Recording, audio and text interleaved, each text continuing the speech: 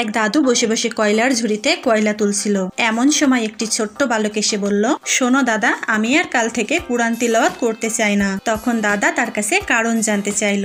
তখন সে বলল, কারণ আমি কুরআন তিলাওয়াতের কিছুই বুঝি না। দাদু তার কাজ বন্ধ করে ওই ঝুড়িটি ওই বালকের হাতে দিয়ে বলল, নদীতে যাও আর এক ঝুড়ি পানি নিয়ে আসো। বালক তার কথা মতো ঝুড়ি ভরে পানি আনতে গেল, কিন্তু ঘরে ফেরার পূর্বেই ঝুড়ি থেকে সব পানি বের হয়ে গেল।